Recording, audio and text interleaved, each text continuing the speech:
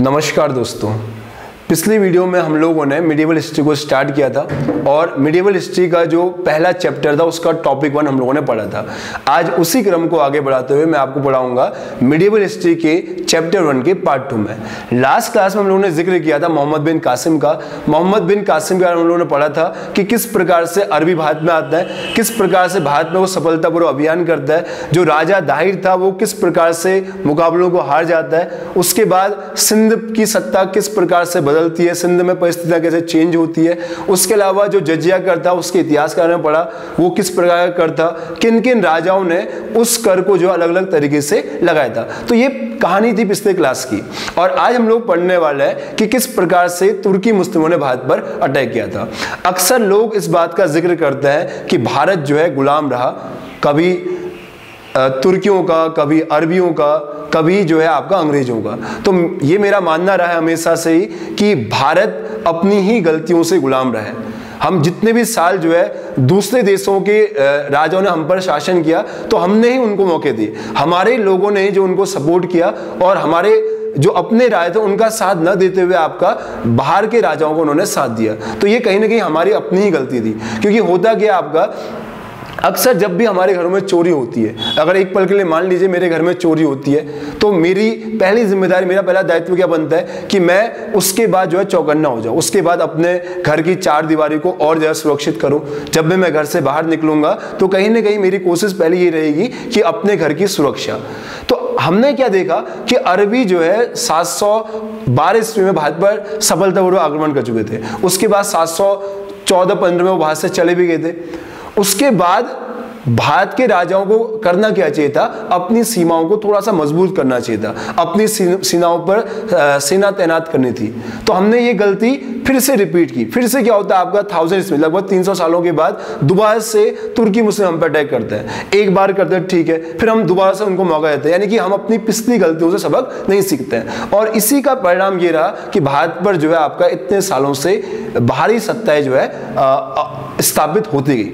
ठीक, और ये दौर जो चल रहा है आपका विपरीत परिस्थितियों चल रहा है, यानी कि ये हमारे हिसाब से यहाँ पे चीजें नहीं चल रही है। जो ये लॉकडाउन का पीरियड है, मैं आपसे एक बार फिर से कहूंगा कि जो ये टाइम है आपका हमारे हिसाब से बिल्कुल नहीं चल रहा है। लेकिन मुझे नहीं लगता है कि ऐसा खाली समय, इतना जो टाइम, जितनी बड़ी भागदौड़ भरी हमारी जो जिंदगी है उसमें ऐसा टाइम ना कभी, इतना आरामदायक टाइम ना कभी आया ना कभी आना है, जहाँ पे आप घर में बैठ के 24 घंटे आपके ही है, ना किसी एग्जाम की टेंशन फिलहाल है ना मार्केट जाने की टेंशन है, आपको घर पे रह कर ही जो है अपने लिए काम करना है। क्योंकि जब भी लाइफ में विपरीत परिस्थितियां आती है तो मुझे लगता है कि हमें ये नहीं सोचना है कि यार हम जिंदगी से क्या चाहते हैं, आप जिंदगी से क्या इच्छा रखते हो। इस समय ज्यादा जरूरी है कि जिंदगी आपसे क्या उम्मीद कर रही है। तो आपने जो है मानव जाति के बेहतर भविष्य के लिए थोड़ा सा अभी एडजस्ट करना है। आज का हमारा मुख्य विषय है तुर्कियों का भारत पर आक्रमण। आज हम लोग ये समझेंगे कि किस प्रकार से तुर्कियों ने भारत पर सफलतम आक्रमण किया था। तो इसी क्रम में आज इस टॉपिक के कुछ मुख्य जो की पॉइंट्स है उससे पहले आपको रूबरू कराता हूं, उसके बाद हम लोग इस चैप्टर को आगे पढ़ेंगे। तो सबसे पहले जो है इस टॉपिक का जो मुख्य किरदार है महमूद गजनी या महमूद गजनवी। तो पहले हम लोग उसका जो फैमिली बैकग्राउंड है, उसकी जो पारिवारिक पृष्ठभूमि है उसको समझेंगे। उसके अलावा हम लोग ये समझेंगे कि जिस दौर में तुर्कियों ने भारत पर सफलतम आक्रमण किया था उस समय भारत की अपनी क्या स्थिति थी, भारत की सामाजिक स्थिति, भारत की आर्थिक स्थिति, भारत की राजनीतिक स्थिति, इसके अलावा भारत की धार्मिक स्थिति को हम लोग जो है जानेंगे।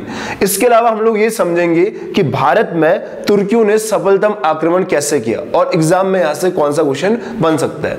इसके अलावा फिर मैंने आपको बताया था इस टॉपिक का जो मुख्य किरदार है वो है महमूद गजनी या महमूद गजनवी, उसका हम लोग जिक्र करेंगे। उसके अलावा स्कूल टाइम से ही एक क्वेश्चन बड़ा आपको रटाया जाता है कि महमूद गजनवी वह शासक था जिसने भारत पर 17 टाइम अटैक किया था। उसके 17 आक्रमणों का हम लोग जो है यहाँ पर जिक्र करना है। और ये 17 के 17 एग्जाम के पॉइंट ऑफ व्यू से इंपोर्टेंट नहीं है, मैं आपको ये बताऊंगा कि कौन से पढ़ना और कौन से ऐसे आक्रमण है जिनको आप बिल्कुल छोड़ सकते हो। उसके अलावा जो बगदाद का खलीफा था अब्बास खलीफा, उसके द्वारा महमूद गजनी को बहुत सारी उपाधियां दी गई थी। ये उपाधियां भी एग्जाम के लिए काफी इंपॉर्टेंट रहती है, तो उसको हम लोग जो है यहाँ पे डिस्कस करेंगे।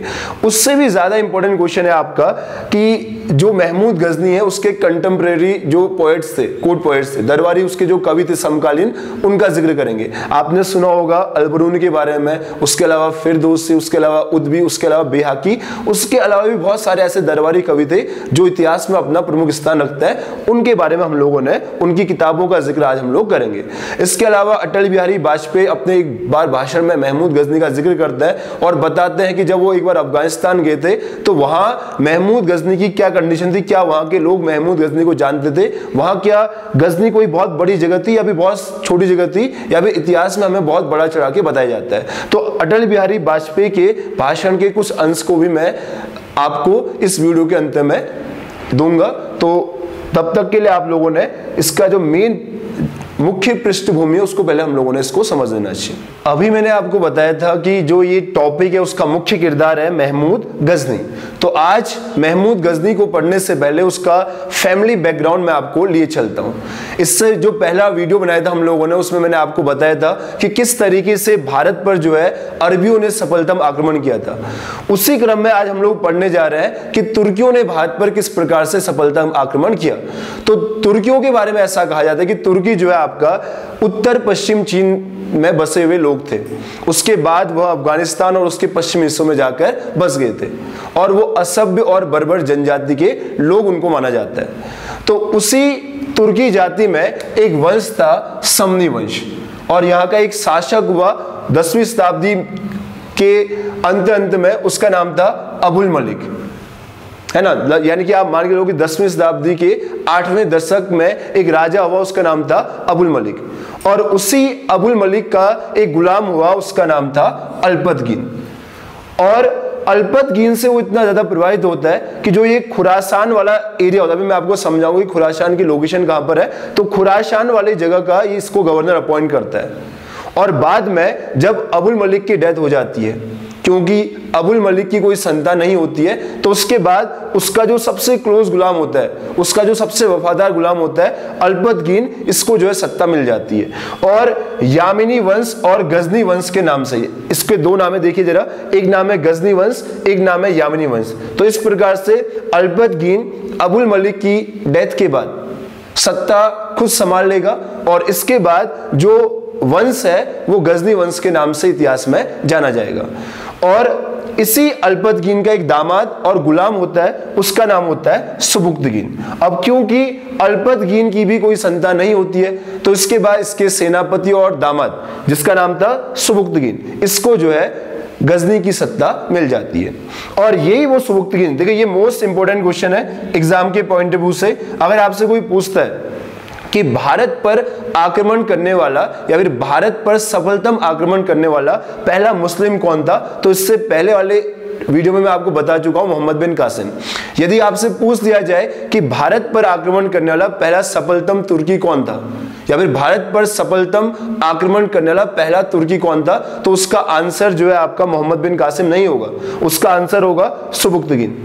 तो फर्क इस बात का आपने समझना है, दोनों ही मुस्लिम थे, लेकिन एक अरबी मुस्लिम था और एक तुर्की मुस्लिम था। तो पहला अरबी मुस्लिम होगा जो आक्रमण करेगा सफलतापूर्वक, वो होगा मोहम्मद बिन कासिम, और पहला तुर्की मुस्लिम होता है आपका सुबुक्तगीन। और ये करीब 986 AD में भारत पर अटैक करता है, और वो जगह थी आपका हिंदू शाही वंश, पंजाब के पास पड़ती है, और हिंदू शाही वंश का राजा होता है उस समय जयपाल, और जयपाल और उसके मुकाबला होता है जिसमें सुबुक्तगीन जीत जाते हैं। और उसके बाद दोनों के बीच समझौता होता है कि आज के बाद हम एक दूसरे पर आक्रमण नहीं करेंगे। तो उसके बाद जो है जयपाल को दोबारा वो सत्ता मिल जाती है। अब सुबुक्तगीन के ही दो बच्चे होते हैं, एक का नाम होता है महमूद गजनी, ये तो हमने आज चैप्टर में पढ़ना ही है। उसके बाद दूसरा इसका बेटा होता है इस्माइल।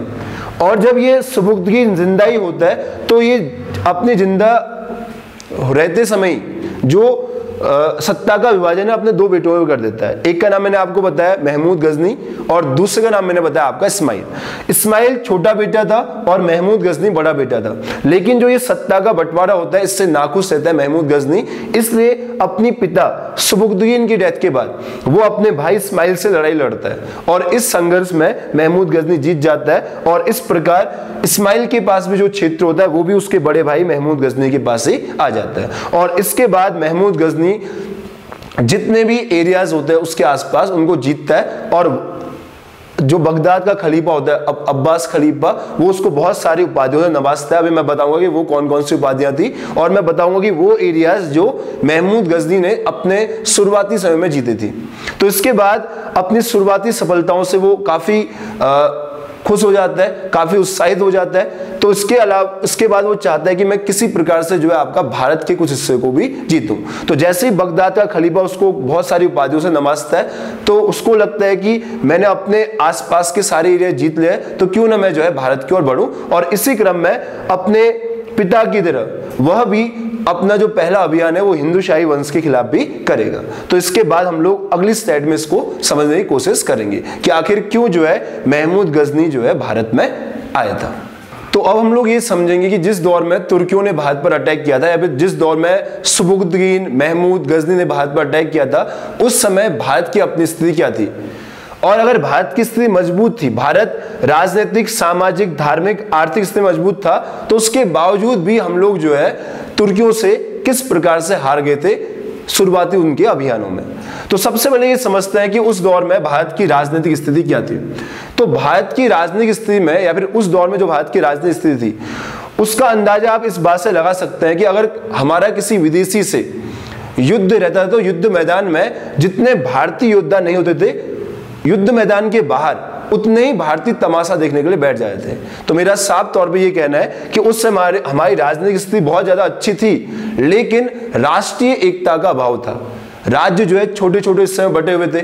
उसके अलावा मैं आपको बता दूं कि भारत में जो मुल्तान वाला हिस्सा था, उसके अलावा हिंदू शाही जो वंश था यानी कि सिंध वाला जो हिस्सा था, तो सिंध वाले हिस्से में जो है आपका मुस्लिम राज्य थे। उसके अलावा जो हमारा जो जम्मू कश्मीर का हिस्सा था उस हिस्से में जो है आपका ब्राह्मण वंश था। उसके अलावा जो बंगाल वाला हिस्सा था वहां पर जो है पाल वंश था। गुजरात में सोलंकी वंश था। उसके अलावा चालुक्य चोल और राष्ट्रकूट वंश जो है आपका हमारे साउथ में थे। तो इस प्रकार से जो है राजनीतिक स्थिति मजबूत थी, लेकिन सिर्फ जो है आपका राष्ट्रीय एकता का या फिर आपसी जो है मतभेद होने की वजह से हम लोग जो है अपने आप को सही तरीके से जो है उनके साथ मुकाबला नहीं कर पाए थे। इसके अलावा अब समझते हैं कि हमारी उस दौर की सामाजिक स्थिति क्या थी, हमारी सोशल कंडीशन उस दौर में क्या थी, उस समय का सामाजिक परिदृश्य क्या था। तो इसके बारे में ये कहा गया कि हमारी जो व्यवस्थाएं थी आपका जातिगत आधार पर बटी हुई थी। समाज जो है ब्राह्मण क्षत्रिय वैश्य शूद्र इस हिसाब से जो है जातिगत तरीके से बटा हुआ था और जो ब्राह्मण और क्षत्रिय थे उनके पास अधिकांश जो है अधिकार उस समय जो है मौजूद थे। उसके अलावा भी दो वर्ग थे, अतियंज और ये वो वर्ग था जिसमें धोबी मोची आते थे, लेकिन इनको गांव में प्रवेश नहीं दिया जाता था। इसके अलावा हादी डोम चंडाल ये ऐसे वर्ग थे जिनको जो है घृणा की नजरों से देखा जाता था, जो समाज के सबसे बुरे काम थे इन लोगों से करवाए जाते थे।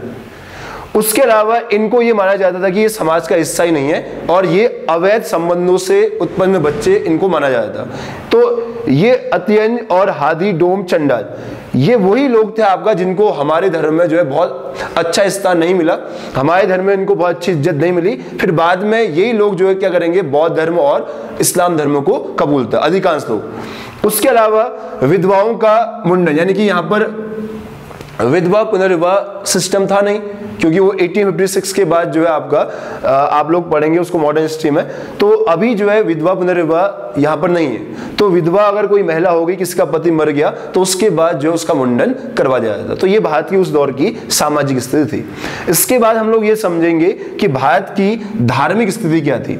तो धार्मिक रूप से भारत में जाहिर सी बात है सनातन देश था और भारत में जो है आपका हिंदू धर्म का बिल्कुल बोलबाला था। अभी भारत में जो है बौद्ध धर्म के बहुत सारे शिक्षा के केंद्र खुल चुके थे, जिसमें विक्रमशिला था, है ना, उसके अलावा नालंदा विश्वविद्यालय था। तो बौद्ध धर्म की भी कंडीशन बहुत बुरी नहीं थी अभी के टाइम पे, लेकिन हिंदू धर्म का जो है यहाँ पर बोलबाला था। तो धार्मिक रूप से हमारी काफी अच्छी स्थिति थी, लेकिन भारत के जो मंदिर थे वहां पर कुछ मंदिरों में देवदासी प्रथा थी। उसके अलावा उस दौर में मंदिरों के आसपास स्त्रियों के जो नग्न चित्र थे, उससे हम लोग ये समझ सकते हैं कि उस समय महिलाओं को जो है बहुत सही तरीके से भी समाज में जो है ट्रीट नहीं किया जाता। कुछ लोगों ने ये भी कहा है कि आपका कि हमें मजबूती जो है महिलाओं और मदिरा के सेवन से भी हमें जो है ज्यादा मजबूती मिलती है। तो कुछ ऐसे स्टेटमेंट भी उस दौर के हमें देखने को मिलते हैं, लेकिन हर समाज में ऐसी स्थिति नहीं थी। कुछ समाज जो है बहुत बेहतर उदाहरण भी हमें अभी दिखाएंगे। इसके अलावा आर्थिक रूप से मैं कहूँ तो यूं ही जो है बचपन में हमें नहीं बताया गया कि भारत सोने की चिड़िया थी। तो कहीं ना कहीं भारत उस दौर में काफी संपन्न था। भारत के जो मंदिर थे आपका सोने चांदी अन्य ज्वेलरी से जो है आपका संपन्न थे। लेकिन सबसे बड़ी दिक्कत क्या थी, अलबरूनी अपनी किताब में लिखता है, ये बात मुझे नहीं पता है कितने हद तक सही है, लेकिन अलबरूनी ने अपनी किताब हिंद में लिखा है कि जो भारतीय थे कि अगर उनकी एक बार चीजें कोई अशुद्ध हो गई तो वो उनको दोबारा शुद्ध करने का प्रयास नहीं करते थे। तो ये उस समय हमारी राजनीतिक, सामाजिक, धार्मिक और आर्थिक स्थिति थी। अब इसके बाद हम लोग इस चैप्टर के मुख्य हिस्से को समझते हैं। अब हम लोग ये समझेंगे कि जो महमूद गजनी था उसका भारत पर आक्रमण करने का क्या मकसद था। इससे पहले हम लोगों ने देखा था कि मोहम्मद बिन कासिम, जो कि अरबी था मोहम्मद बिन कासिम, उसने भी भारत पर सफलतम आक्रमण किया था, लेकिन उसका कोई भारत में आने का विशेष उद्देश्य नहीं था, वो एक कोइंसिडेंस था। लेकिन जो महमूद गजनी है उसके भारत में आने का एक उद्देश्य होगा। उसके दो प्रमुख उद्देश्य जो इतिहासकार बताता है, उनमें से जो पहला उद्देश्य था कि वो भारत में आकर भारत की जो धन संपदा है भारत में लूटपाट करना चाहता था और अपने देश में जाना चाहता था। इसके अलावा उसका दूसरा प्रमुख उद्देश्य था कि भारत में इस्लाम धर्म का प्रचार प्रसार किस तरीके से तेजी से हो। तो ये दो उद्देश्यों को लेकर वो भारत में आया था। पहला था आपका भारत से धन संपदा लूटकर अपने देश में ले जाना, और दूसरा भारत में इस्लाम धर्म का प्रचार प्रसार करना। जैसा कि मैंने बताया था कि आपको महमूद जो गजनी था उसके फादर का नाम था सुबुक्तगीन। तो सुबुक्तगीन के बाद सत्ता उसके हाथ में आ जाती है, और उस समय अब्बास खलीफा जो कि बगदाद में रहता है वो उसे सुल्तान की उपाधि देता है। इसके बाद मैं आपको उपाधियों का टॉपिक भी बताने वाला हूं। तो फिलहाल अभी आप ये समझो कि ये इंडिया है, यहां पर एक हिंदू शाही वंश है, यहां का राजा था जयपाल। उसके बाद उसके ही पश्चिमी हिस्से पर है आपका गजनी। तो ये गजनी पर अभी शासन कर रहा है। तो जब उसको सत्ता मिलती है तो यहां पर एक और जगह पड़ती है अफगानिस्तान में, खुरासान पर ये जीत हासिल कर लेता है। उसके बाद बल्ख नाम की एक जगह पड़ती है और वहां पर भी ये जीत हासिल कर लेगा, और अपनी शुरुआती सफलताओं से या फिर इसकी शुरुआती सफलताओं से प्रभावित होकर अब्बास जो खलीफा है बगदाद में बैठा हुआ, ये इसको सुल्तान की उपाधि देगा और इसके बाद इसको भारत जाने का आशीर्वाद भी देगा। तो मैंने आपको बताया कि इसके भारत में आने के मुख्य उद्देश्य क्या थे और किसके आशीर्वाद के बाद ये भारत पर अटैक करता है। अगर आपसे कोई एग्जाम में पूछ लेता है कि भारत पर आक्रमण करने वाला, भाई भारत पर सफलतम आक्रमण करने वाला पहला तुर्की कौन था, तो उसका आंसर महमूद गजनी नहीं होगा। हाँ, अगर ऑप्शन में सुबुक्तगीन नहीं है तो फिर महमूद गजनी है, लेकिन ध्यान देना है महमूद गजनी से पहले भारत पर सफलतम तुर्की आक्रमण हो चुका है, और वो किसने किया था, इनके फादर ने, सुबुक्तगीन ने। लेकिन ध्यान इस बात का भी देना है कि अगर ऑप्शन में नहीं रहता है सुबुक्तगीन तो आंसर क्या लिखेंगे हम लोग, महमूद गजनवी। तो बहुत सारे ऐसे इतिहासकार हैं जो मानते हैं कि महमूद गजनी ने 17 से भी ज्यादा आक्रमण किए थे, लेकिन जो इतिहासकार सबसे ज्यादा प्रमाणित मानते हैं वो मानते हैं 17 बार। तो एक इतिहासकार है, उनका नाम है हेनरी इलियट। इनके अनुसार जो ये सबसे पहले वो इतिहासकार जिन्होंने बताया था कि इन्होंने 17 टाइम भारत पर आक्रमण किया था, और उसके बाद बहुत सारे ऐसे और इतिहासकार है जिन्होंने इस बात की पुष्टि की थी। तो अगर बेसिक वन लाइन एग्जाम में क्वेश्चन ये पूछा जा सकता है कि महमूद गजनी ने भारत पर कितने बार आक्रमण किया था, या फिर आपसे पूछ सकता है कि भारत पर 17 बार आक्रमण करने वाला विदेशी शासक या फिर मुस्लिम शासक या फिर तुर्की शासक कौन था, तो उसका आंसर क्या रहेगा, महमूद गजनी। उसके बाद हम लोग अब ये समझेंगे कि इसके 17 के 17 आक्रमण कौन कौन थे। अब सबसे बड़ा सवाल कि क्या ये 17 के 17 आक्रमण पढ़ने जरूरी है, बिल्कुल भी जरूरी नहीं है। अब आपको सिर्फ नोट्स बनाने के लिए बताया जा रहा है, बाकी एग्जाम के लिए 5 से 6 ऐसे आक्रमण जिनको आपने याद रखना है, उसके बाद के आप छोड़ सकते हैं, आपकी मर्जी। 17 के 17 पढ़े, लेकिन मैं चाहूंगा कि आप 5 से 6 जो मेन आक्रमण है इसके, उनको जरूर याद कीजिएगा। और इसका कभी भी भारत में शासन करना मकसद नहीं रहा था, ठीक। तो मैंने आपको बताया था ये है हिंदू शाही वंश, और हिंदू शाही वंश पंजाब प्रांत में पड़ता था और यहाँ का राजा था जयपाल। और जयपाल और महमूद गजनी के पिता के बीच एक संधि हुई थी, जिसके बाद अब दोनों के बीच मुकाबला न होने की बात कही गई थी। लेकिन जैसे ही जो है आपका सुबुकद्दीन की डेथ होती है, महमूद गजनी जो है आपका दोबारा से इस वंश पर आक्रमण करता है, लेकिन उस समय इसका सीधा सामना जयपाल से नहीं होता है। तो आपने इस बात का ध्यान देना, अगर आपसे कोई पूछता है कि महमूद गजनी ने भारत पर आक्रमण कब किया था, तो 1001 ईस्वी। कई किताबों में ये 1001 AD लिखा है, लेकिन इसका सही आंसर है 1001 AD। तो इसका ये पहला आक्रमण था और ये आक्रमण करता है हिंदू शाही वंश के ही सीमाओं पर। तो इसका आंसर होगा आपका जयपाल के अगेंस्ट। और किस वंश के अगेंस्ट? हिंदू शाही वंश। और इस मुकाबले में कहीं ना कहीं जो है महमूद गजनी भी जो है हावी रहता है, तो इसलिए हम इसको जीता मान लेते हैं और ये यहां से बहुत सारी धन संपदा लूट कर ले जाता है। इसके बाद इसका अगला मुकाबला, किरदार देखिए वही होंगे, बस साल बदल जाएगा, किरदार जयपाली रहेगा, जगह सेम वही रहेगी, लेकिन इस युद्ध का ये परिणाम वही रहता है कि इसमें भी जयपाल की हार हो जाती है। और इसके बाद इनकी जो राजधानी होती है बेहिंद, इस पर जो है महमूद गजनी अपना अधिकार स्थापित कर लेता है और इस बात से बहुत ज्यादा परेशान हो जाता है जयपाल, और जयपाल आत्महत्या तक भी कर लेता है। और बहुत सारे एग्जाम में ये क्वेश्चन पूछा जा चुका है कि महमूद गजनी से हारने के बाद भारत का वह कौन सा हिंदू शासक था जो आत्महत्या करता है, तो उसका आंसर रहता है आपका जयपाल। ठीक, तो ये आप लोगों ने इसको समझना है। इसके बाद जयपाल का एक बेटा होता है आनंदपाल, वो इस युद्ध को कंटिन्यू करता है।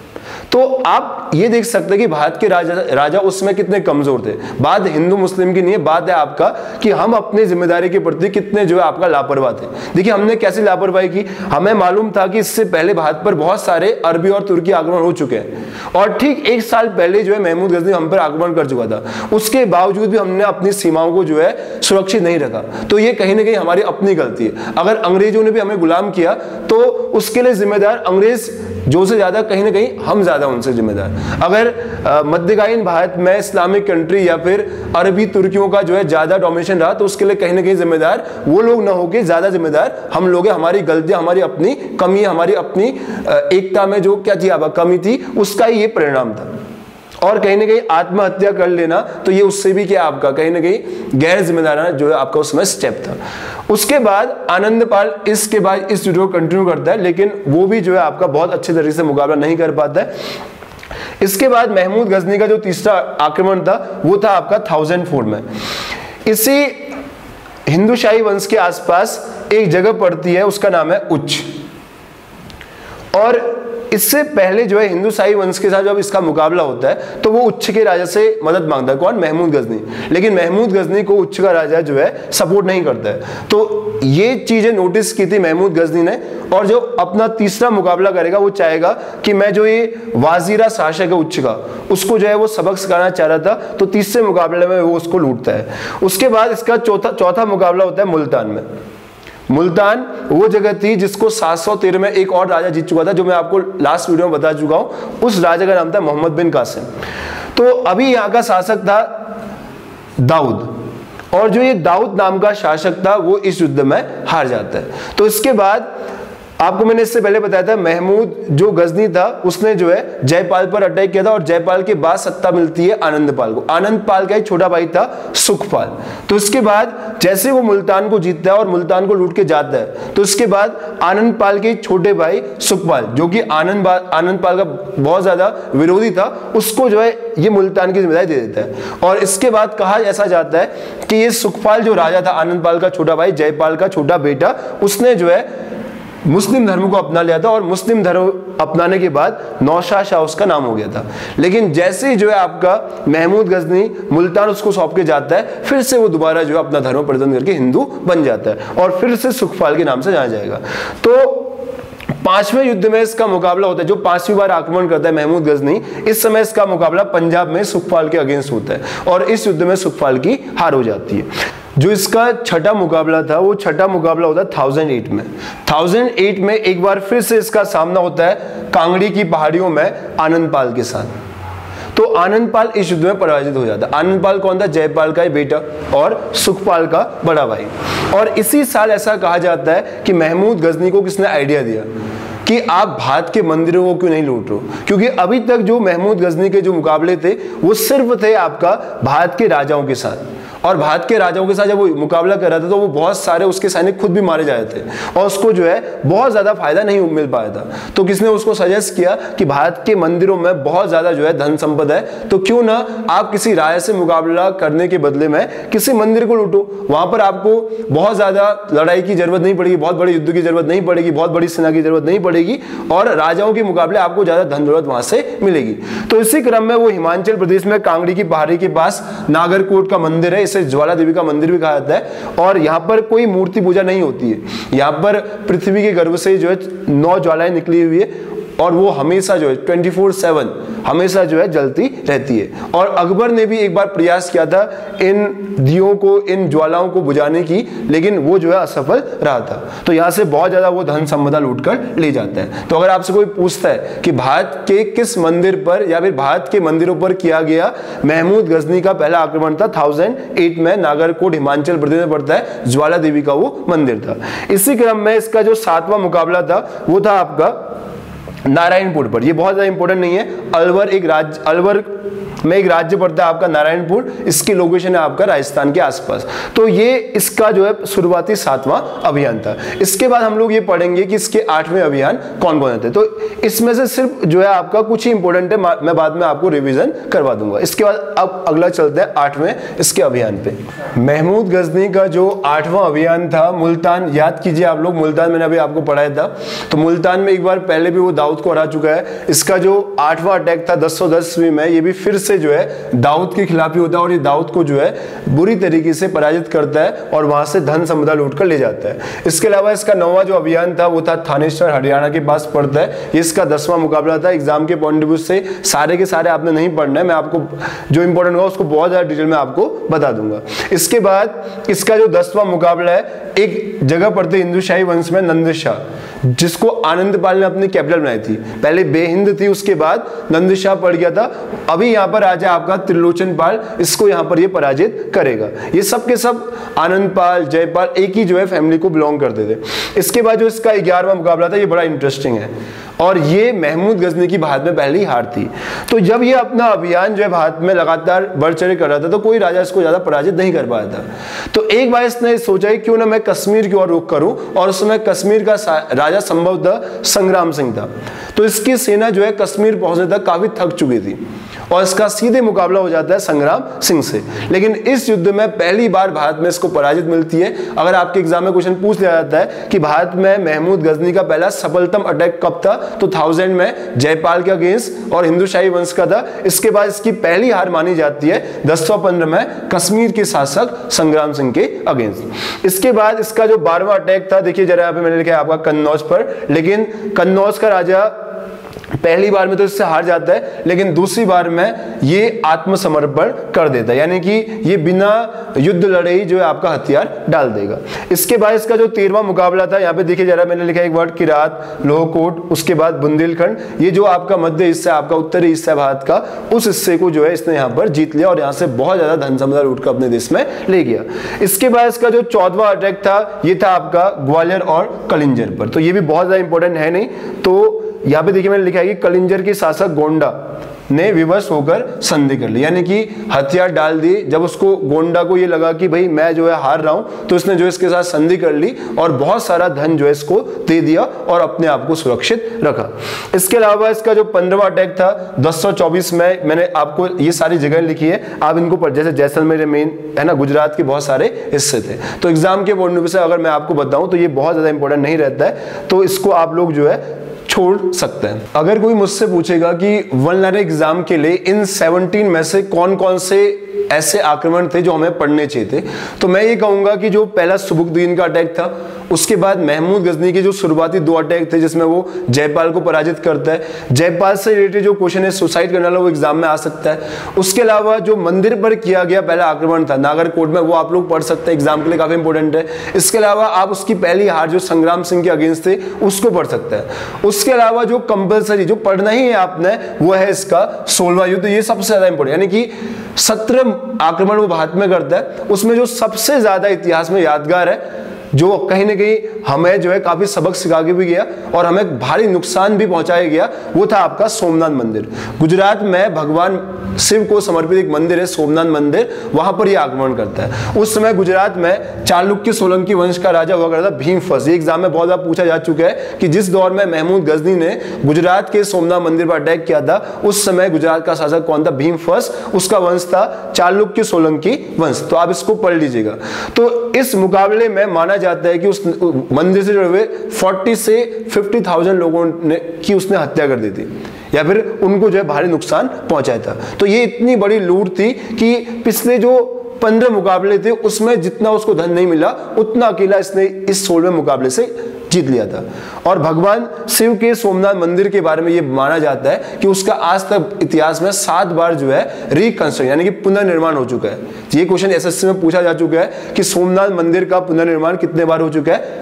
7 बार। और जो उसका जो वर्तमान स्वरूप आप देखते हैं वो सरदार वल्लभ भाई पटेल के नेतृत्व में किया गया था। तो ये कुछ ऐसे क्वेश्चन है जो आपके एग्जाम में पूछा जा सकता है। तो सोमनाथ मंदिर किस भगवान को समर्पित है, इसकी लोकेशन पूछ सकता है। कौन से ईयर में किया? तो 1025-26 में, यानी कि जो ये सोमनाथ टेम्पल पर अटैक किया गया था वो किया गया 1025-26 में। और सोमनाथ मंदिर के बारे में उस समय कहा जाता है कि जो भगवान शिव है उसकी जो मूर्ति है या फिर उनका जो शिवलिंग है वो हवा में जो है लटका हुआ था, और मैग्नेट पद्धति से शायद उस दौर में उसको जो है वहां पे लटका गया। लेकिन उस मंदिर को ध्वस्त कर दिया गया था महमूद गजनी ने। और ये हमारे लिए इतिहास में एक सबक भी बन के आया, क्योंकि हमारी आपसी फूट की वजह से जो है हम लोगों ने देखा कि किस प्रकार से हमारे मंदिर जो है दिन प्रतिदिन जो है हमें ये लोग नुकसान पहुंचा देंगे। इसके बाद 17वां इसका अटैक था 1027 में, और ये इसका संभवतः आखिरी मुकाबला था। तो आपसे ये भी एग्जाम में पूछा जा सकता है कि महमूद गजनी ने भारत पर अपना अंतिम जो आक्रमण है कौन से ईयर में किया था, किसके अगेंस्ट किया था? तो यूपी वाले हिस्से में जाट लोग थे, इन लोगों ने देखा कि इतने बार जो है महमूद गजनी भारत पर अटैक कर चुका है और हम लोग जो है आपका लगातार हार रहे हैं। तो इन्होंने क्या किया? महमूद गजनी को भारत में आने दिया, उसको लूटने दिया। और जब महमूद गजनी जो है रास्ते में लगा हुआ था तो इन्होंने जो है पहाड़ों में छिपकर जो है उन पर जो है जब उनकी सेना लौट रही थी महमूद गजनी की, तो उनके लूटे हुए धन को उनसे ही जो है लूट लिया। और इसके बाद शायद महमूद गजनी कभी भारत में नहीं आया और यही इसका आखिरी मुकाबला था। फिर खबर मिलती है कि 1030 में गजनी में ही मलेरिया से जो है इसकी डेथ हो जाती है। ये अब आप कहेंगे कि क्या मलेरिया से उसकी डेथ हुई थी? ये बिल्कुल एग्जाम में आ चुका क्वेश्चन है और ये पूछा जा चुका है कि महमूद गजनी की मृत्यु इनमें से किस बीमारी से हुई थी। तो एग्जाम में आया हुआ क्वेश्चन है, तो आप इसको पढ़ सकते हैं। आप लोग क्या देख रहे हैं कि भारत के मंदिरों को इतना नुकसान क्यों पहुंचाया गया? तो जहां तक मुझे क्या लगता है आपका कि महमूद गजनी भी जिस दौर में भारत पे आया था उस समय इस्लाम का कोई बोला वाला नहीं था, यानी कि जो तुर्की या अरबी थे उनका भारत में बहुत बड़े रूप पर वो लोग जो है शासन नहीं कर रहे थे।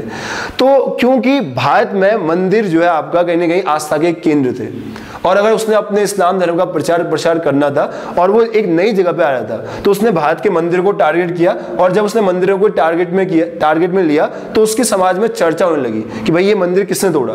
तो मंदिर किसने तोड़ा? तो नाम आया भाई महमूद गजनी। ये महमूद गजनी कहां से आया? तो नाम आया कि ये आया गजनी से। ये कहां पर था? अफगानिस्तान में। तो ये किस धर्म का है? इस्लाम धर्म का। तो इसका जो है प्रचार खुद ही हो गया, इसने लोगों को बताया नहीं, लेकिन उसके द्वारा किए गए कामों से ही ये हो गया कि समाज में महज चले गया कि भाई कोई मुस्लिम धर्म का, कोई इस्लाम धर्म का, कोई अरबी, कोई तुर्की जो है भारत पे आया और उसने भारत के मंदिरों को नुकसान पहुंचाया। तो इसके धर्म का अपने आप ही प्रचार हो गया, यानी कि जिस उद्देश्य को लेकर भारत में आया था वो अब कहीं ना कहीं पूरा होते हुए दिख रहा था। तो ये चीजें थी आपका इसके 17 के 17 आक्रमणों के बारे में, और सारे के सारे किसी एग्जाम में नहीं आना है, तो इतना आपने नहीं पढ़ना है। सिर्फ कुछ एक दो जो आप लोगों ने पढ़ने थे मैंने आपको बता दिया, पहला, दूसरा। उसके अलावा 1008 में नागरकोट वाला पढ़ लीजिएगा, 1015 में संग्राम सिंह से जब वो हारता है कस्बे में उसको पढ़ लीजिएगा। उसके अलावा 1026 में भीम फर्स्ट जब चालुक्य वंश का गुजरात में राजा था उस समय का जो सोमनाथ मंदिर अटैक था उसको पढ़ लीजिएगा। उसके अलावा जाटों के विरुद्ध जो वो संघर्ष करता है 1027 में, इसको आपने पढ़ना है। इसके अलावा उसकी डेथ का ईयर नहीं आएगा, हाँ वजह जरूर आ सकती है, मलेरिया। तो इतना आप लोगों ने इस सेक्शन में पढ़ना था। महमूद गजनी के भारत पर आक्रमणों के बाद अब एग्जाम के पॉइंट ऑफ व्यू से जो सबसे ज्यादा इंपॉर्टेंट क्वेश्चन है कि महमूद गजनी के दरबारी कवि कौन कौन से थे। आपको 4 ऑप्शन अक्सर दिए रहते हैं और आपसे पूछा जाता है इनमें से कौन सा दरबारी महमूद गजनवी का दरबारी कवि था और कौन सा नहीं था। या फिर आपको कोई नाम दे देगा या फिर आपसे पूछेगा कि अल-बरूनी इनमें से किस भारतीय शासक या फिर मुस्लिम शासक का दरबारी कवि था। तो मैंने आपको लिखा है कि महमूद गजनी के विद्वान और कलाकारों का ये जो है विद्वानों और कलाकारों को अपने यहाँ पे बहुत ज़्यादा शरण दे जाता, संरक्षण दे जाता। तो उसी क्रम में जो मेन नाम है आपको मैं बता रहा हूँ, जो आपने पढ़ने, स्टार्टिंग के 4 तो आपने पढ़ने, अल-बरूनी, फिरदौसी, उद्बी और बिहाकी। ये 4 नाम, ये एक साथ अलग अलग नाम है, ध्यान दीजिएगा इसको। अल-बरूनी और फिरदौसी 2 अलग अलग नाम है, उसके अलावा उद्बी और बिहाकी, ये चारों के चारों नाम आपने कंपल्सरी पढ़ना है। इसके अलावा इनके द्वारा लिखी गई किताबों को भी आप लोगों ने पढ़ना है। इसके अलावा आप चाहें तो पढ़ सकते हैं, क्योंकि कई बार अगर 4 ऑप्शन आ गए, इनमें से कौन है और कौन नहीं है, फिर आप लोगों के लिए दिक्कत हो सकती है। तो इसमें एक फारबी नाम से था, एक उजारी नाम से था, एक तूसी उनसरी नाम से था, एक अशजजी नाम से था और एक फरुक्खी नाम से था। तो इतना आप लोगों ने इस हिस्से में पढ़ना था। अब हम लोग पढ़ेंगे कि किस प्रकार से अल-बरूनी, फिरदौसी, उद्बी और बिहाकी ने अलग अलग किताबों के माध्यम से इसका इतिहास में जो है वर्णन किया है। तो अल-बरूनी एक बहुत महत्वपूर्ण किरदार था किसकी लाइफ में, महमूद गजनी की लाइफ में, और संभवतः ये महमूद गजनी के साथ ही भारत में आया था। अगर आपसे कोई पूछ लेता है कि इनमें से कौन सा इतिहासकार महमूद गजनी के साथ भारत आया था, तो अल-बरूनी। अल-बरूनी न सिर्फ एक इतिहासकार था, उसके अलावा एक महान गणितज्ञ था, उसके अलावा भूगोलविद था, खगोलविद था, दर्शन शास्त्री था। इसके साथ साथ ही वो एक बहुत फेमस ज्योतिषी भी था। अब इसके द्वारा लिखी गई किताब एग्जाम में आती है, इसको सभी लोग पढ़िएगा, तहकीक-ए-हिंद या फिर किताबुल-हिंद। देखिए यहाँ पे मैंने लिखा होगा किताबुल-हिंद या तहकीक-ए-हिंद, और ये अरबी भाषा में लिखी गई किताब थी। फिर बाद में इसका फारसी और तुर्की में भी अनुवाद किया जाता है। तो इतना आप लोगों ने पढ़ना है। और एक एग्जाम में बहुत इंपॉर्टेंट क्वेश्चन आता है, देखिए इस सेक्शन को आप लोग पढ़ लीजिएगा कि पुराणों का अध्ययन करने वाला पहला मुस्लिम कौन था। एसएससी बेस जितने भी एग्जाम है, रेलवे वगैरह, उनमें ये क्वेश्चन बहुत बार पूछा जाता है कि पुराणों का अध्ययन करने वाला पहला मुस्लिम कौन था। तो संभवतः हमें जो आंसर मिलता है वो है आपका अल-बरूनी। तो अल-बरूनी से इतने क्वेश्चन आपने याद करना है। वो किसके साथ इंडिया में आया था, किसके दरबार में था, उसके द्वारा लिखी गई किताब कौन सी थी, उस किताब की भाषा कौन सी थी। इसके अलावा यहाँ पर एक सेक्शन छूट गया था आपका, वो एक ज्योतिषी भी था, एस्ट्रोलॉजर भी था, उसके अलावा पुराणों का अध्ययन। तो इतने क्वेश्चन आप लोगों ने यहाँ से पढ़ने थे। इसके अलावा दूसरा आपका फिरदौसी। फिरदौसी वो इतिहासकार है जिसने महमूद गजनी के बारे में लिखा था कि ए शाह ए महमूद, देशों को जीतने वाले, अगर तू किसी से डरता भी नहीं है तो खुदा से जरूर डर। तो ये जो है आपका स्टेटमेंट फिरदौसी का था, किसके लिए था, महमूद गजनी के लिए। और फिरदौसी के बारे में ऐसा कहा जाता है कि ये भारत नहीं आया था, लेकिन बहुत सारे इतिहासकार मानते कि भारत भी आया था। अब भारत आया था नहीं आया था इस पर ज्यादा न पढ़ते हुए, फिरदौसी जब शाहनामा किताब लिख रहा था, तो शाहनामा किताब की भी एक बड़ी इंटरेस्टिंग कहानी है। छोटी सी कहानी मैं आपको बताता हूँ। होता ये आपका कि जिस दौर में फिरदौसी अपने लिखने की कला को शुरू कर रहा था, तो वो जो है आपका फारसी भाषा में लिख रहा था, और फारसी भाषा में लिखने की जो नींव थी आपका संभवतः वो भी फिरदौसी ने रखी थी। तो एक बार जो है महमूद गजनी फिरदौसी के पास जाता है और उनसे कहते हैं कि मैं आपको 60,000 सोने के सिक्के, सोने की मोहरें दूंगा अगर आप हमारे साम्राज्य के बारे में, हमारे वंश के बारे में किताब लिखेंगे। और फिरदौसी राजी हो जाता है। तो जैसे वो राजी हो जाते हैं फिरदौसी, तो वो एक किताब लिखते हैं, उसका नाम होता है शाहनामा। ध्यान दीजिएगा, ये शाहजहांनामा नहीं है, ये शाहनामा है। शाहजहांनामा हम लोग पढ़ेंगे मुगल टाइम पीरियड में। तो ये जो शाहनामा किताब लिखी, तो उसके बाद जब वो महमूद गजनी के पास गए, तो महमूद गजनी ने 60 के वादा था सोने की मोहरें देने का, लेकिन चांदी की मोहरें दे दी। फिर उसके बाद होता क्या आपका कि ये जो है ये किताब जो है देते नहीं किसको, महमूद गजनी को। और क्योंकि इन्होंने वादा खिलाफ भी की महमूद गजनी ने, तो ये जो है वापस चले जाते हैं। फिर जब बाद में इसको अपनी गलती का ऐसा होता है महमूद गजनी को, तो ये 60,000 जो सोने की मोहर है वो देने का प्रस्ताव फिर से एक बार रखता है, लेकिन ये इनको नामंजूर कर देता है। तो ये यहाँ से क्वेश्चन आ सकता है। इतना कहानी को याद नहीं रखना, सिर्फ इतना याद रखिए आप लोग कि फिरदौसी किसके दरबार में था, फिरदौसी ने कौन सी किताब लिखी, और फिरदौसी किसका समकालीन था। तो ये आप लोग याद रख सकते हैं। इसके अलावा एक देखो यहाँ पे एक जिक्र कर रखा है मैंने होमर का। होमर कौन था, होमर था ईरान का एक बहुत फेमस राइटर, और जो टर्की था या फिर जो ईरान था उस हिस्से में एक बहुत बड़ा क्या हुआ आपका कवि हुआ, एक लेखक हुआ, उसका नाम था आपका होमर। तो होमर की तुलना कई बार फिरदौसी की जाती है, फिरदौसी की तुलना होमर से की जाती है। और फिरदौसी को माना जाता है आपका होमर ऑफ ईस्ट, पूर्व का होमर। तो अगर आपसे कोई पूछता कि होमर कहाँ का था, ईरान का था, सॉरी यूनान का था। और होमर ने जो है होमर की बाद में तुलना किसके साथ की जाती है, फिरदौसी के साथ। ठीक, तो आपने ये चीजें समझनी है। उसके अलावा एक रजनीकांत शर्मा थे, उन्होंने जो है फारसी में लिखी किताब शाहनामा का हिंदी में भी बाद में अनुवाद किया था। तो मैं आपको होमर और फिरदौसी में थोड़ा सा कंफ्यूजन क्रिएट नहीं हो गया था थोड़ा वर्ड्स में, तो आप इतना समझिए कि जो ये होमर है वो है आपका यूनान का एक राइटर। और पूर्व का होमर कहने का मतलब कि यूनान जो है पश्चिम में पड़ता था और जिस जगह पे फिरदौसी रहता है वो पूर्वी हिस्सा है आपका। तो इसलिए जो है होमर के बाद फिरदौसी को मान लिया गया पूर्व का होमर। तो इसलिए आप लोगों ने ये चीजें याद रखनी है। उसके बाद अगला था उद्बी। उद्बी एक शायरी क्या था आपका, कवि था। उसके बाद इन्होंने एक किताब लिखी किताब उल यामिनी और दूसरी आपका तारीख ए यामिनी। बात एक ही है आपका, फिलहाल आप एक तरीके से भी उसको याद रखते हैं, किताब उल यामिनी या फिर तारीख ए यामिनी। उसके अलावा इसके बारे में ये कहा जाता है कि ये भी जो है महमूद गजनी के साथ भारत में नहीं आया था, तो अलवरुल ने आया था। लेकिन फिरदौसी के बारे में डाउट है, शायद ये भी नहीं आया था। लेकिन उद्बी के बारे में कंफर्म है कि ये भारत में उसके साथ नहीं आया था। उसके बाद अगला था आपका बेहाकी। बेहाकी के बारे में ऐसा कहा जाता है कि बेहाकी जो है महमूद गजनी के जो फादर थे सुबुक्तगीन, उसका भी दरबारी कवि था। तो उससे आधारित एक बुक थी आपका यहाँ पे लिखी होगी मैंने, तारीख सुबुक्तगीन, तारीख सुबुक्तगीन। ये इसने उसके फादर के बारे में लिखी थी। और एक वर्ड है यहाँ पर देखिए जरा, पेप्स या फिर पेपिये। अब पेपिये कौन था, ये भी एक यूनान का एक बहुत फेमस राइटर था। बाद में उसके साथ कंपेयर किया जाता है आपका बेहाकी को। तो अगर आपसे कोई पूछता है कि पूर्व का होमर कौन था, तो इसका आंसर फिरदौसी, पूर्व का पेप्स या पेपिये किसे, तो बेहाकी। तो इसके बाद लिखी गई किताबें यहाँ पर ये रही आपका, तो आप इसको पढ़ सकते हैं। एक फेमस बुक सिर्फ दो ही है आपका, तारीख ए बेहाकी और तारीख ए सुबुक्तगीन। ये किसका दरबारी कवि था, महमूद गजनी के अलावा ये इसके फादर का भी दरबारी कवि था, उसके फादर पर ये किताब भी लिखता है। उसके अलावा आप चाहे तो पढ़ सकते हैं ताजुल फतवा किताब पढ़ सकते हैं। उसके अलावा आप लोग पढ़ सकते हैं तारीख ए मसूदी भी किताब आप लोग इसमें पढ़ सकते हैं। दरबारी कवियों के बाद एक और सेक्शन है जो महमूद गजनी से जुड़ा हुआ है और जो एग्जाम के लिए काफी इंपॉर्टेंट है, वो है टाइटल्स और कॉइन्स, यानी कि जो उसके द्वारा चलाए गए सिक्के थे और महमूद गजनी को जो उपाधियां मिली थी उसको हम लोग समझते हैं। तो हम लोग पहले ये देखते हैं, मैंने आपको पहले भी बताया था कि महमूद गजनी अपने पिता के बाद जो है, पिता उसका था सुबुक्तगीन, उसके बाद सत्ता में बैठा था। तो उसके बाद बगदाद का जो खलीफा था अब्बास खलीफा, उसने उसको बहुत सारी उपाधि दी थी। उसमें से एक उपाधि थी आपका यामिन उद्दौला। जो ये यामिन उद्दौला होता है उसका मतलब होता है कि जो इस्लाम धर्म का रक्षक होता है।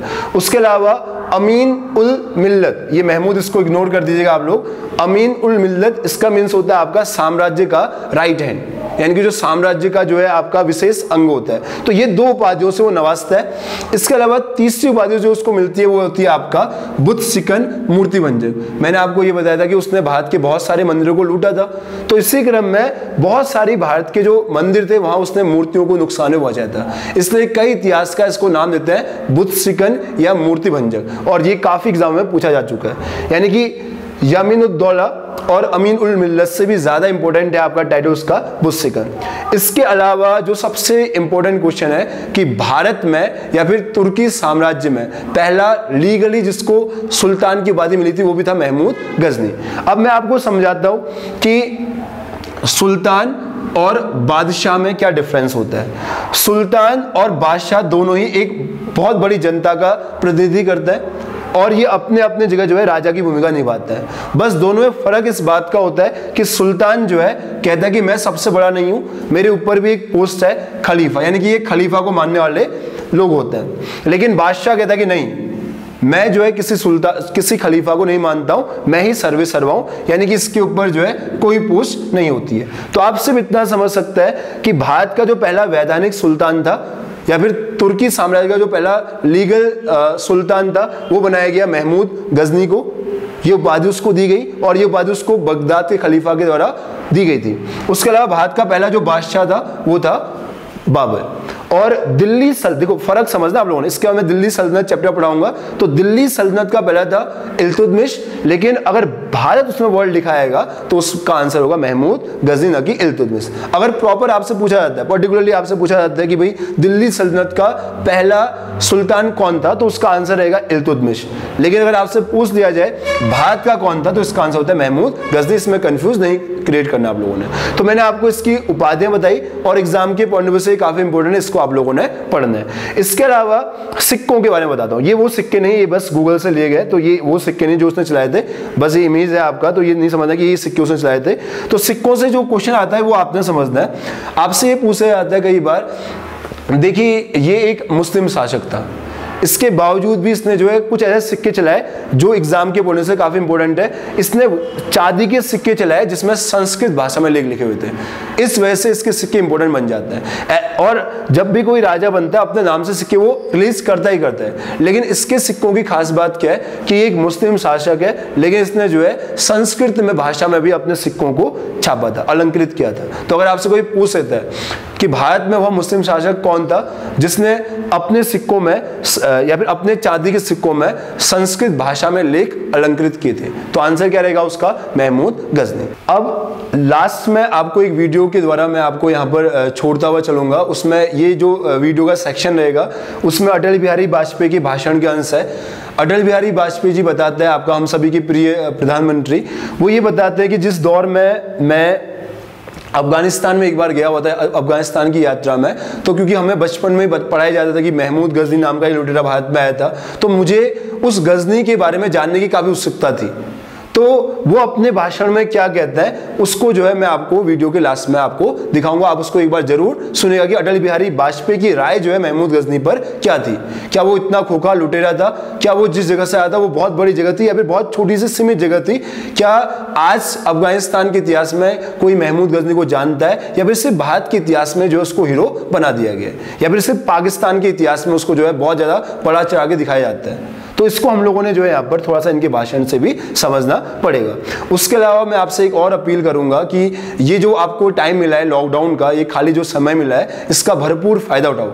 मुझे नहीं लगता है कि ऐसा टाइम पिछले दशकों से हमारे पास या फिर पिछले हजारों सालों में हमें जो है इतना खाली समय न तो मिला होगा, न ही शायद भविष्य में मिलेगा। तो जितना भी हो सके घर पे रहना है, अपने करियर के प्रति जो आपने बिल्कुल चिंतित हो जाना है, एक बार फिर से मैं आपसे कहूंगा। और जितना भी हो सके जितने भी तरीके आप अपना सकते हैं नए नए तरीकों से पढ़ने में, है ना, नए नए तरीकों से पढ़ने में, तो उस तरीकों को जो आप लोग अपनाइए। और फिर हम लोग कल पढ़ेंगे मोहम्मद गौरी के बारे में और पृथ्वीराज चौहान के बारे में। नमस्कार। था मगर उस निर्णय में सारा देश शामिल नहीं था। विदेश मंत्री के नाते मैं अफगानिस्तान गया था। आपको सुनकर ताज्जुब होगा, अफगानिस्तान के अपने मेजबानों से मैंने कहा मैं गजनी जाना चाहता हूं, गजनी। पहले वो मेरी बात उनकी समझ में नहीं आई। कहने लगे गजनी तो कोई टूरिस्ट स्पॉट नहीं है, गजनी में कोई 5 स्टार होटल नहीं है, गजनी में आप जाकर क्या करेंगे, गजनी में आप जाकर क्या देखेंगे। मैं उन्हें पूरी बात नहीं बता सकता था। मेरे हृदय में कहीं गजनी कांटे की तरह से चुभ रहा है। जब से मैंने गजनी से आए एक लुटेरे की कथा पढ़ी है और किशोरावस्था में पढ़ी है, मैं देखना चाहता था वो गजनी कैसा है। आपको सुनकर ताज्जुब होगा, महमूद गजनी का अफगानिस्तान के इतिहास में कोई स्थान नहीं है।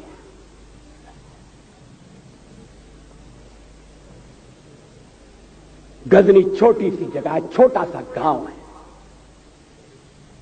कल्पना करिए सैकड़ों साल पहले वहां धूल उड़ती थी, झोंपड़ियां थी, मगर एक लुटेरा लुटेरों को इकट्ठा करता हुआ सोने की चिड़िया को लूटने के लिए चला आया। आपस की फूट से जो राजा है वो लड़ेगा, जो क्षत्रिय है वो लड़ेगा, हमने समाज के बहुत बड़े वर्ग को लड़ने के अधिकार से वंचित कर दिया।